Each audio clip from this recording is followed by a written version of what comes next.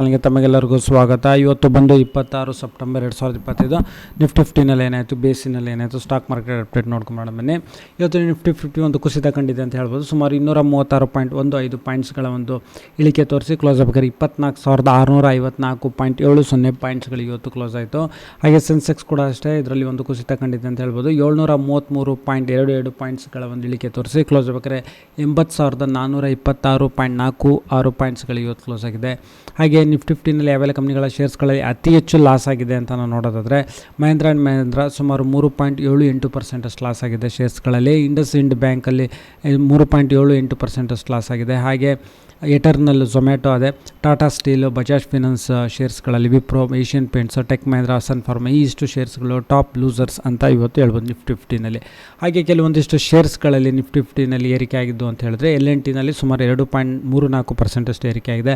ಹಾಗೆ ಟಾಟಾ ಮೋಟರ್ಸ್ನಲ್ಲಿ ಏರಿಕೆ ಆಗಿದೆ ಶೇರ್ಸ್ನಲ್ಲಿ. ITC, Eicher motors, Reliance industries, Maruti Suzuki India shares ಈ ಇಷ್ಟು ಶೇರ್ಸ್ಗಳು ನಿಫ್ಟಿ 50 ಶೇರ್ಸ್ಗಳಲ್ಲಿ ಏರಿಕೆ ಇದೆ. ಇದು ಹೊರತುಪಡಿಸಿ ಯಾವುದೇ ಶೇರ್ಸ್ಗಳಲ್ಲಿ ಇದರಲ್ಲಿ ನಿಫ್ಟಿ 50ನಲ್ಲಿ ಏರಿಕೆ ಆಗಿಲ್ಲ. ಹಾಗೆ IPOದಲ್ಲಿ ನೋಡೋದಾದ್ರೆ ಜಸ್ಟ್ ರಿಯಲ್ ಫಿನ್ಟೆಕ್ ಲಿಮಿಟೆಡ್ ಇದು ಇವತ್ತು ಕ್ಲೋಸ್ ಆಗಿದೆ. ಹಾಗೆ ಸಿಸ್ಟಮ್ಯಾಟಿಕ್ ಇಂಡಸ್ಟ್ರೀಸ್ ಲಿಮಿಟೆಡ್ ಇದು ಅಷ್ಟೇ ಇವತ್ತು 26 ಇವತ್ತು ಕ್ಲೋಸ್ ಆಗಿದೆ. ಇದ್ರ ಮೇಲೆ ಇನ್ನೂ ಅಪ್ಡೇಟ್ ಬಂದಿಲ್ಲ ಎಷ್ಟು ಸಬ್ಸ್ಕ್ರಿಪ್ಷನ್ಸ್ ಆಗಿದೆ ರಿಟೇಲ್ ಕ್ಯಾಟಗರಿನಲ್ಲಿ ಅಂತ.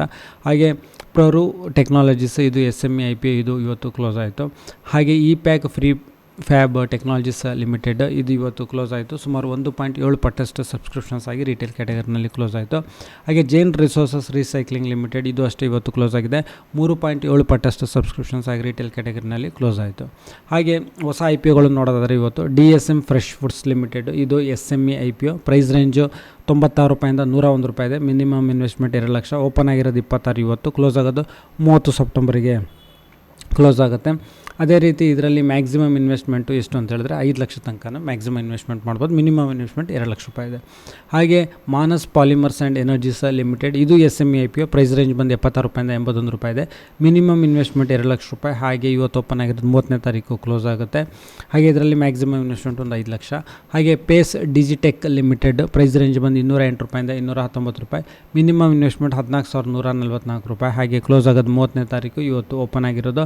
ಹಾಗೆ ರಿಟೇಲ್ ಕ್ಯಾಟಗರಿನಲ್ಲಿ ಮ್ಯಾಕ್ಸಿಮಮ್ 2 ಲಕ್ಷ ತನಕ ಇದರಲ್ಲಿ ಇನ್ವೆಸ್ಟ್ ಮಾಡ್ಬೋದು. ಹಾಗೆ KVS ಕಾಸ್ಟಿಂಗ್ ಲಿಮಿಟೆಡ್ ಇದು SME IPO. ಪ್ರೈಸ್ ರೇಂಜ್ ಬಂದು 53 ರೂಪಾಯಿಂದ 56 ರೂಪಾಯಿ ಇದೆ. ಮಿನಿಮಮ್ ಇನ್ವೆಸ್ಟ್ಮೆಂಟ್ 2 ಲಕ್ಷ ರೂಪಾಯಿ. ಓಪನ್ ಆಗಿರೋದು 26 ಇವತ್ತು, ಕ್ಲೋಸ್ ಆಗೋದು 30 September. Maximum investment 5 lakh. So ಈ ವಿಡಿಯೋ ನೋಡೋದಕ್ಕೆ ತಮಗೆ ತುಂಬ ಧನ್ಯವಾದ. ಬಿಟ್ಟು ಲೈಕ್ ಮಾಡಿ, ಶೇರ್ ಮಾಡಿ.